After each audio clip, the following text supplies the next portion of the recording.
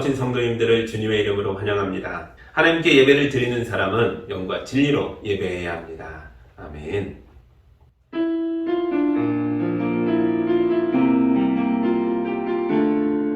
우리의 참 소망이신 하나님 아버지, 우리들의 영육을 강건하게 붙들어 주시고 가정과 일터와 교회를 지켜주셔서 감사합니다. 주여, 우리가 온 마음을 기울여서 주님만을 바라보니 거룩한 영으로 우리 예배에 임하셔서 주님과 우리가 하나가 되게 하여 주시옵소서. 예수님의 이름으로 기도합니다. 아멘. 거룩하신 하나님 앞에 나왔으나 주님 앞에 서기에 부끄럽고 죄송하고 온전치 못한 더럽혀진 것들이 있다면 이 시간 다 고백하고 용서받는 기도를 먼저 드리겠습니다. 함께 기도합니다.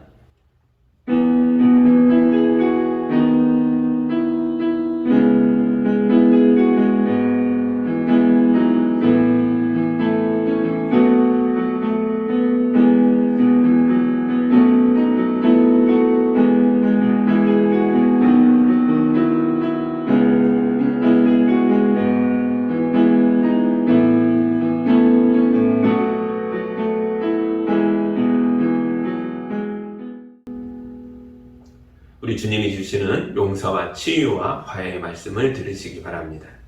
생명으로 인도하는 규정들을 따라 살아 악한 일을 하지 않으면 그는 죽지 않고 반드시 살 것이다.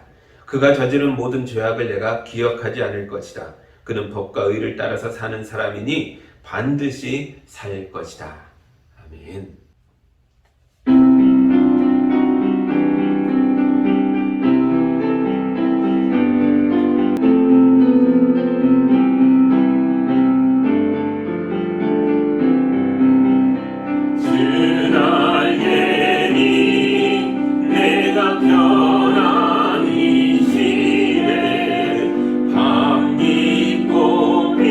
비바람 불어쳐도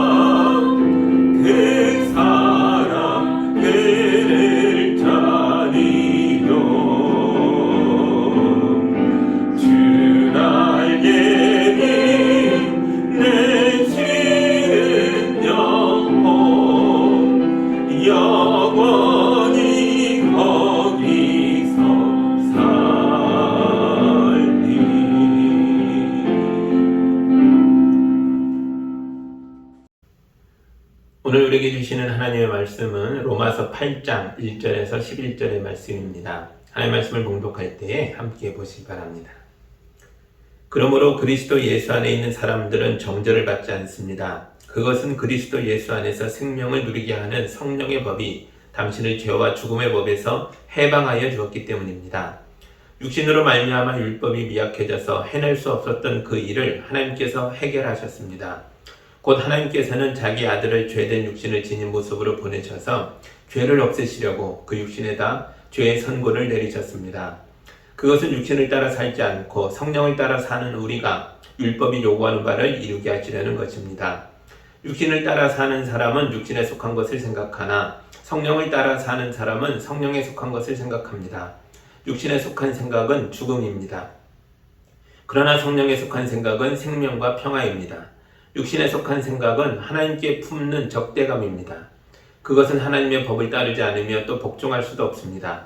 육신에 매인 사람은 하나님을 기쁘게 해드릴 수 없습니다. 그러나 하나님의 영이 여러분 안에 살아계시면 여러분은 육신 안에 있지 않고 성령 안에 있습니다. 누구든지 그리스도의 영이 없으면 그리스도의 사람이 아닙니다. 또한 그리스도께서 여러분 안에 살아계시면 여러분의 몸은 죄 때문에 죽은 것이지만 영은 의 때문에 생명을 얻습니다. 예수를 죽은 사람들 가운데서 살리신 분의 영이 여러분 안에 살아계시면 그리스도를 죽은 사람들 가운데서 살리신 분께서 여러분 안에 계신 자기의 영으로 여러분의 죽을 몸도 살리실 것입니다. 아멘. 자, 기도합니다. 사랑의 하나님 아버지 감사합니다. 예수 그리스도의 십자가의 은혜 속에서 이 죄인이 용서받고 구원받았음을 말씀으로 증거해 주셔서 감사합니다. 이 말씀을 되새길 때에 우리 삶에 변화가 있어서 죄에서 벗어나 나도 살고 남도 살리는 은혜로운 삶으로 나아갈 수 있도록 인도하여 주옵소서. 예수님의 이름으로 기도합니다. 아멘. 미국 신학교에서 어떤 교수님의 수업을 들었을 때인데요. 이분이 수업 첫 시간에 저는 종교 중독 집안에서 살아남은 생존자입니다. 이런 말로 자기를 소개하는 거예요. 이분의 부모님은 영국에서 미국으로 이민을 온 그런 이민 1세대셨는데요. 교수님의 부모님은 종교적으로 매우 엄격한 그리고 굉장히 많이 자녀를 통제하는 그런 신앙을 가지고 있었다고 합니다. 교수님의 부모님은 용서가 뭔지를 모르는 분들이었다는 거예요. 교수님은 아버지가 가죽 허리띠로 채찍처럼 그걸 휘둘러서 자기의 형들과 누나들을 때리는 걸 보면서 컸다는 거죠. 가정 예배를 매일 드리긴 했는데 교수님은 그 시간이 공포의 시간이었다고 합니다. 하루 중에 하루 동안 무슨 잘못을 했는지를 낱낱이 고백해야 하는 시간이었으니까요. 그래서 교수님의 어린 시절은 수치심, 분노, 복수심, 죄책감, 자기 경멸 이런 거로 가득했다고 하더라고요. 그럼 부모님의 요구대로 아무 죄도 짓지 말고 깨끗하고 순결하게 살면 되지 않을까요? 처음에는 이분도 그렇게 생각했대요. 그러나 아무리 노력해도 부모님을 만족시키는 게 불가능했답니다. 이분이 성리된 뒤도 안 돌아보고 교회를 떠났다는 거예요. 어릴 때 그 교회 목사님도 그렇고 부모님도 그렇고 그 교회 교인들도 다 비슷했다는 거죠. 그래서 교회가 너무 싫어서 또 너무 무서워서 다시는 안 가겠다라고 결심하고 떠났다는 겁니다. 그러다가 대학교에서 좋은 친구를 만나요. 이 친구는 너무 행복하게 신앙생활을 하는 그리스도인이었습니다. 교수님은 그 친구를 따라 다시 교회를 다니게 됐고 예수님이 우리를 죄에서 건져내신 분이시며 우리를 용서하는 분이시며 우리에게 자유를 선포하신 분이라는 걸 깨닫게 됩니다. 그래서 이분이 예수님을 너무 사랑하게 됐고 이 좋은 예수님을 다른 사람들에게도 알려주고 싶어서 대학원에 갈 땐 전공을 바꿔서 신학으로 가셔서 안수받고 목사가 됐고요. 그리고 지금은 신학교에서 가르치는 교수까지 되신 거죠. 오늘 우리가 읽은 로마서 8장을 기록한 바울 선교사님도 비슷한 경험을 가지고 있는 분이었습니다. 먼저 8장 1절과 2절 다시 볼까요? 그러므로 그리스도 예수 안에 있는 사람들은 정죄를 받지 않습니다. 그것은 그리스도 예수 안에서 생명을 누리게 하는 성령의 법이 당신을 죄와 죽음의 법에서 해방하여 주었기 때문입니다. 아멘. 8장 1절은 그러므로 라는 말로 시작합니다. 지금 이 말은 앞에 어떤 설명을 했다는 걸 의미하고 있고요. 이 앞에 나온 이야기들의 결론이 이거다라는 뜻을 담고 있습니다. 앞에 이야기가 뭔지 우리도 한번 봐야죠. 7장 20절에서 24절 제가 읽어드립니다.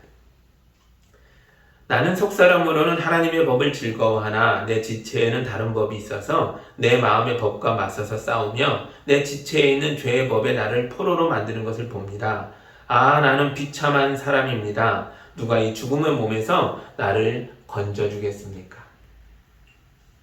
로마서 7장은 예수님을 믿은 뒤로도 죄에서 자유롭지 못했던 바울 자신의 비통한 심정을 고백하고 있는 내용들이 있습니다. 바울은 나는 비참한 죄인이다 라고 외쳤습니다. 바울처럼 훌륭한 사람도 자기 죄 때문에 괴로워합니다. 하물며 우리겠습니까? 우리 모두 다 죄인들입니다. 바울은 유대인입니다. 그것도 아주 정통파, 바리새파에 속한 사람이었습니다. 바울은 율법을 철저하게 수행하려고 노력했습니다.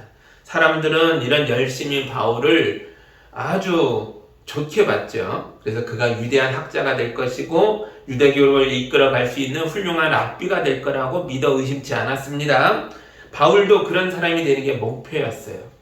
그러나 자기가 아무리 노력해도 율법을 완벽하게 지키는 게 불가능하다라는 걸 깨닫습니다. 겉으로는 완벽한데 그의 속은요, 죄책감으로, 수치심으로 무너지고 있었습니다.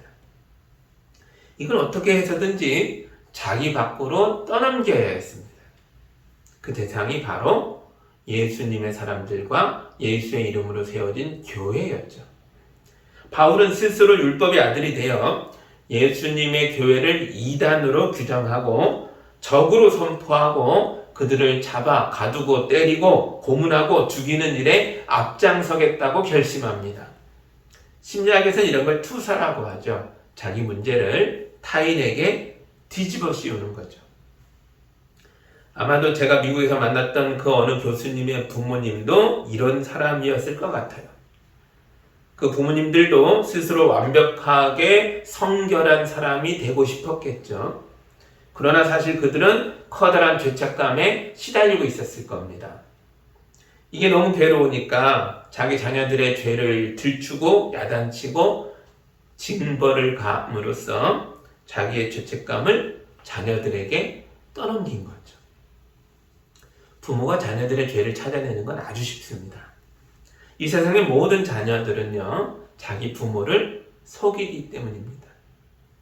이 세상의 모든 아이들이 자기 부모가 정한 규칙들에 대해서 도전합니다. 저희 부모님 세대는 어른들 몰래 이불 뒤집어 쓰고 그 안에서 책을 읽었다라는 얘기들을 하시는데요. 저희 세대는요, 교과서 밑에 만화책을 놓고 읽었습니다. 요즘 아이들은 어떻게 할까요? 요즘 아이들은 공부한다고 컴퓨터 화면에 인강 화면 띄워놓고요, 그 밑에 웹툰도 조그맣게 띄워서 보고 있는 거죠. 그때나 지금이나 모든 자녀들이 혹시 부모에게 들키지는 않을까 신경을 곤두세우면서 죄책감이 깃든 마음으로 비밀스러운 활동을 하고 있는 겁니다. 어떤 아이들은 술이나 담배처럼 조금 더 지나치게 비밀스러운 일들을 하는 경우도 있죠. 모든 아이들이 이런 활동을 통해 자기 자신만의 비밀을 만들어 가면서 나의 나됨을 깨닫고 자기를 스스로 만들어 가고 있는 거죠.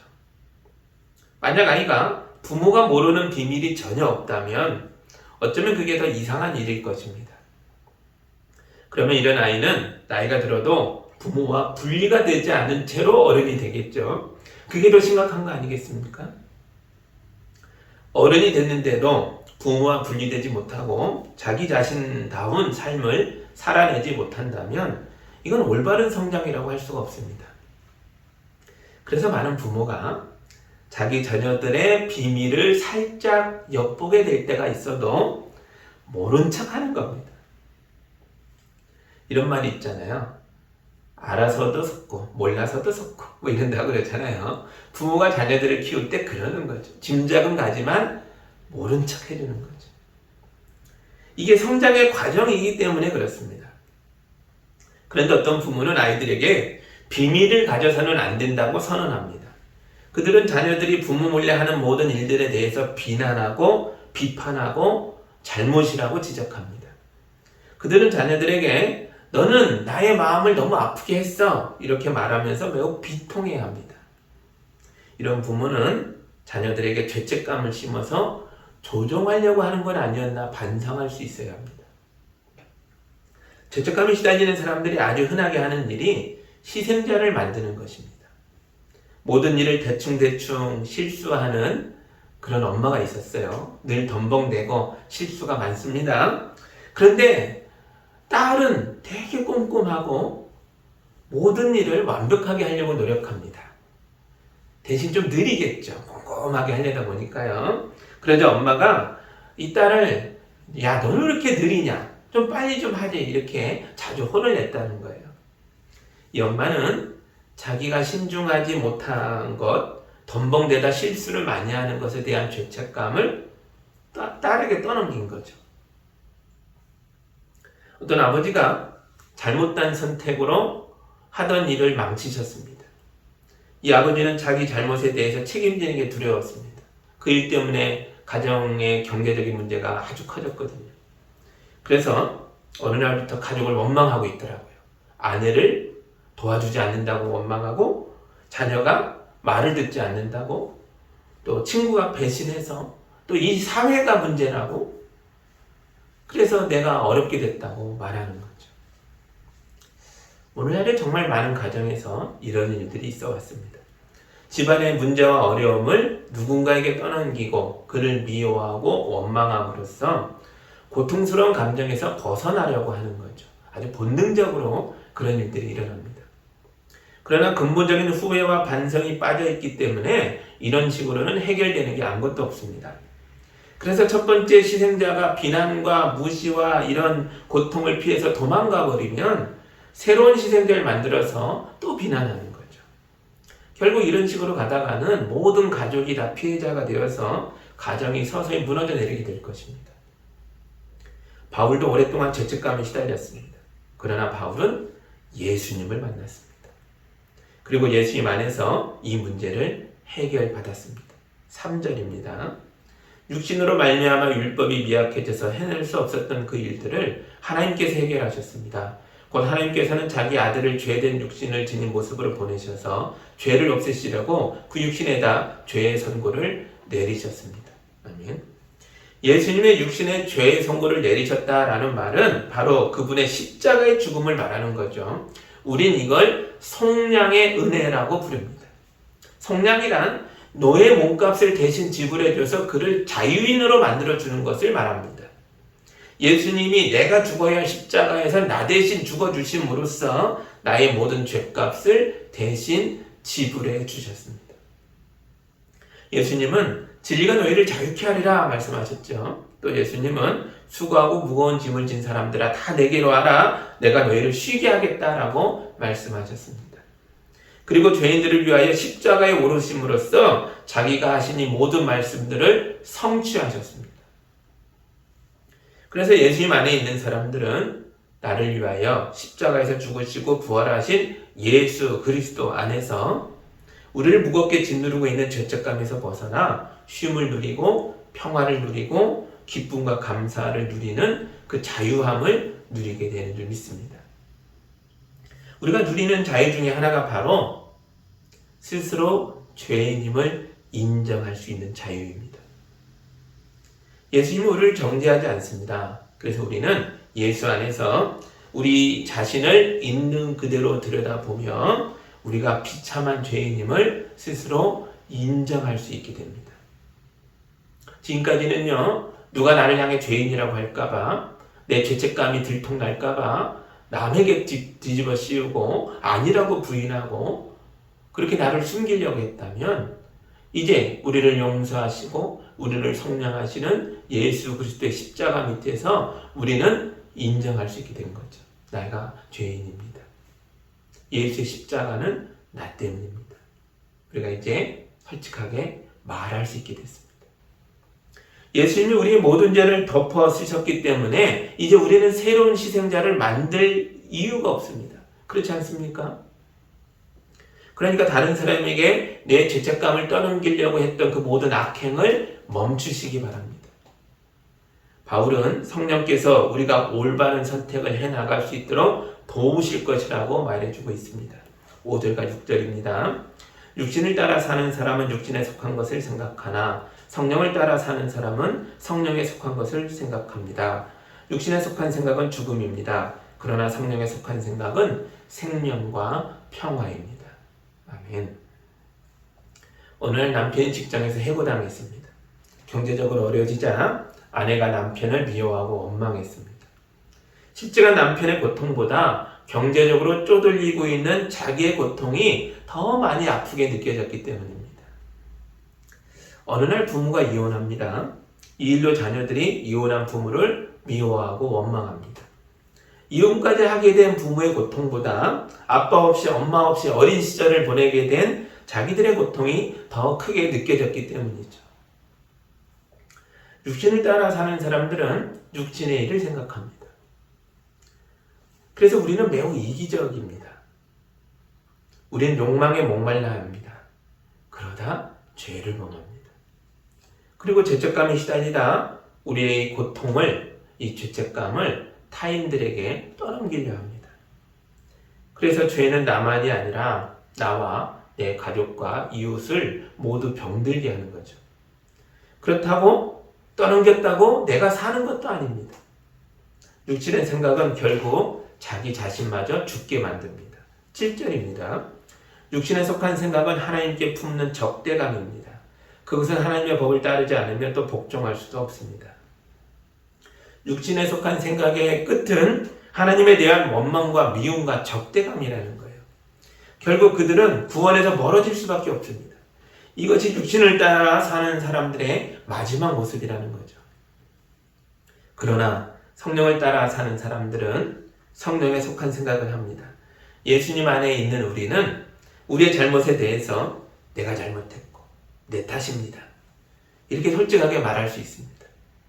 여기서부터 모든 문제가 풀려갈 수 있는 거죠. 용기를 내서 진심으로 미안하다고 사과할 수 있게 됩니다.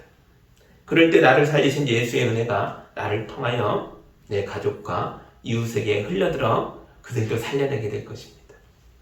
예수님 안에 있는 아내는 실직한 남편을 위해 기도할 것입니다. 예수님 안에 있는 자녀는 이혼한 부모의 아픔을 이해하려고 노력할 것입니다. 사실 이 세상의 모든 자녀는 자기 부모를 용서할 준비가 되어 있습니다. 부모로부터 심한 학대를 받은 자녀라 할지라도 버림을 받았던 경험이 있다 할지라도 부모가 온 마음과 정성을 다하여 정말 진심 어린 말로 잘못했다고 사과해주기만 한다면 자녀들은 자기 부모를 용서할 것입니다. 부모의 진심 어린 사과를 받을 때 자녀들의 인생에 맺혀있던 응어리들이 풀려나갈 것입니다. 자녀들의 얼어붙어있던 마음이 다시 성장할 것입니다. 자녀들은 다른 사람에 대한 신뢰와 사랑을 회복하게 될 것입니다. 그리고 자기 자녀들에게 이런 좋아진 마음들을 물려주게 될 것입니다. 자녀만이 아닙니다. 부모와 자녀, 형제와 자매, 동료와 이웃, 또 나라와 민족 사이에서도 이런 일들이 일어날 수 있습니다. 우리나라는 일본에게 많은 고통을 당했습니다. 그러나 일본이 진심 어린 사과를 한다면 우리는 일본을 용서할 것입니다. 사실 우리도 너무 오랫동안 일본을 미워하느라고 고통받고 있었잖아요. 이제는 우리도 그들을 미워하는 일을 그만하고 싶다고요. 제발 그들이 진심을 가지고 사과하면 좋겠습니다. 그러나 이런 일이 그냥 일어나지는 않겠죠. 이런 일들은 모두 육신의 생각을 따르던 사람들이 성령을 따르는 사람들로 거듭날 때만이 가능합니다. 그래서 일본의 교회들이 세워지고 그들 속에 성령의 사람들이 많아질 때 비로소 이런 일들이 가능해질 것입니다. 그래서 우리는 일본에 복음을 선포해야 합니다. 그러면 마침내 예수 안에서 그리고 성령 안에서 그들과 우리가 하나가 되는 날이 올 것입니다.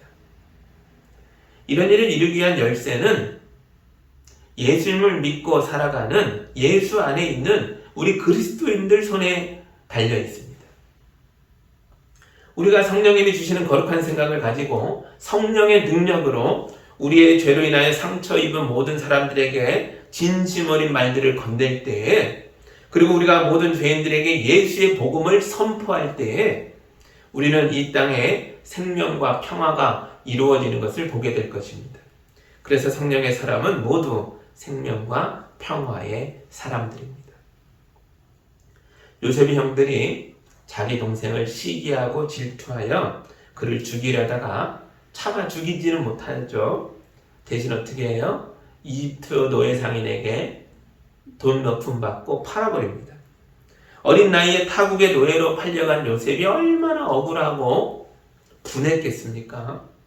그러나 요셉은 육신의 생각 대신 하나님이 주신 꿈을 생각했습니다.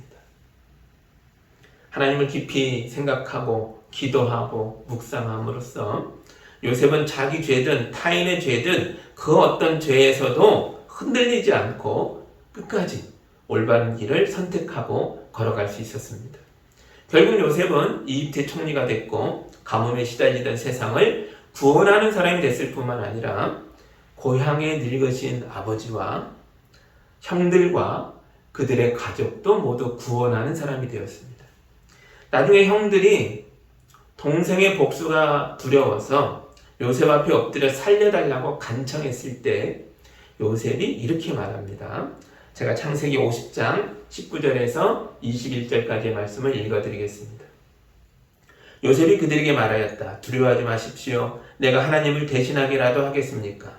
형님들은 나를 해치려고 하였지만 하나님은 오히려 그것을 선하게 바꾸셔서 오늘과 같이 수많은 사람의 생명을 구원하셨습니다. 그러니 형님들은 두려워하지 마십시오. 내가 형님들을 모시고 형님들의 자식들을 돌보겠습니다. 이렇게 요셉은 그들을 간곡한 말로 위로하였다. 아멘.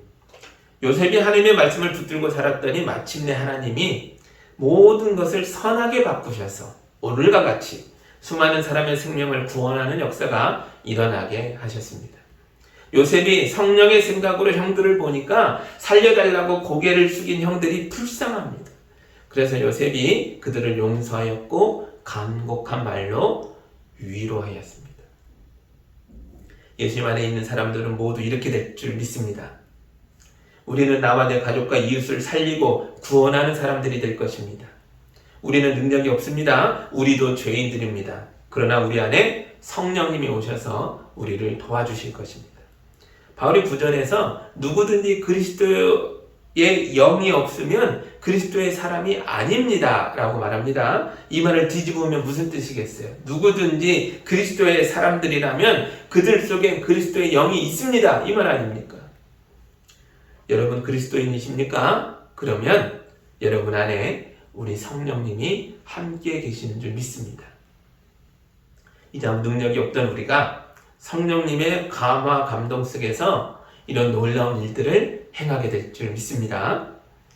이제 육신의 생각에서 벗어나서 주님의 생각을 깊이 묵상하시고 뜨겁게 이 말씀을 붙드십시오. 예수 안에서 죄에서 벗어나고 죄책감에서 자유로워져서 나와 내 가족과 이웃에게 생명을 선포하여 그들을 모두 구원하는 우리 성도들이 다 되시기를 주님의 이름으로 축복합니다. 아멘. 기도하겠습니다. 하나님 감사합니다. 우리가 예수님을 믿고 따를 때 예수 안에서 그리스도의 영이 성령께서 우리에게 임하셔 우리를 인도하고 계시는 줄 믿습니다.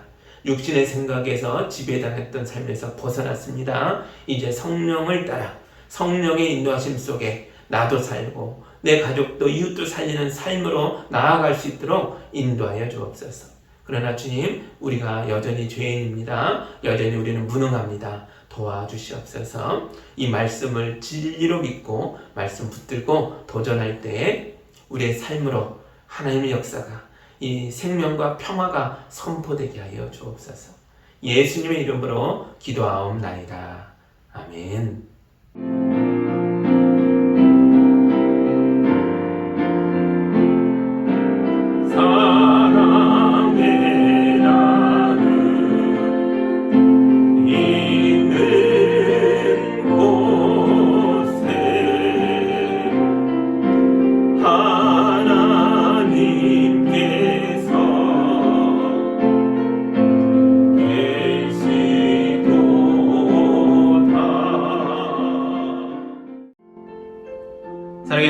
아버지, 우리 성도들을 축복하시고 이 땅에서 수고하고 애쓰는 모든 것들이 은혜의 열매가 되도록 인도하여 주셔서 감사합니다. 성도들이 거룩한 예물을 올려드렸습니다. 이 귀한 예물을 통해 영광 받아 주옵시고 주님의 교회가 든든히 세워지게 하시고 이 땅을 살아가는 어렵고 힘든 사람들을 위로하며 일으켜 세우고 도와주는 일에 거룩하게 쓰이게 하여 주옵소서. 우리 성도들 연약해지지 않도록 주님이 붙들어 주시고 건강을 잃은 자들을 회복시켜 주시고 마음이 무너진 자들을 은혜로 일으켜 세워 주시며 하는 일마다 복되게 열매 맺도록 축복하여 주옵소서. 예수님의 이름으로 기도하옵나이다. 아멘.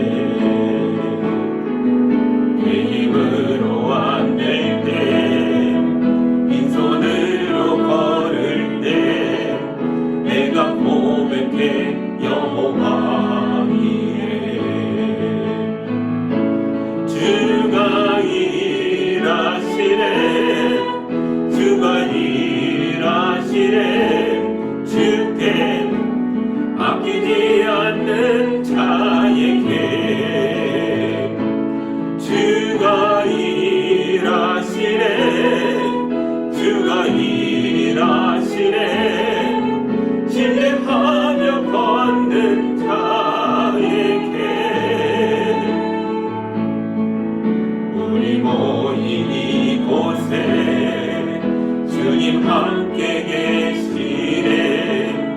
누리네 아버지 은혜. 전문 떡과 물고기 내 모든 걸 드릴 때 모두 고백해 여호와 이래.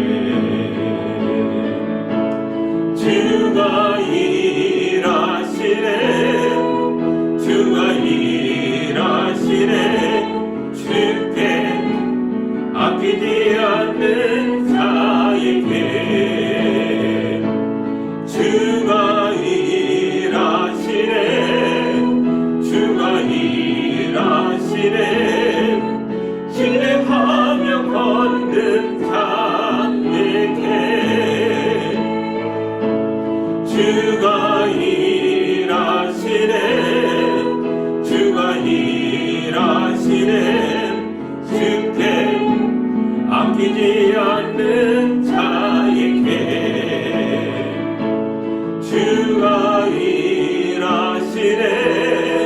주가 일하시네. 신뢰하며 걷는 자에게.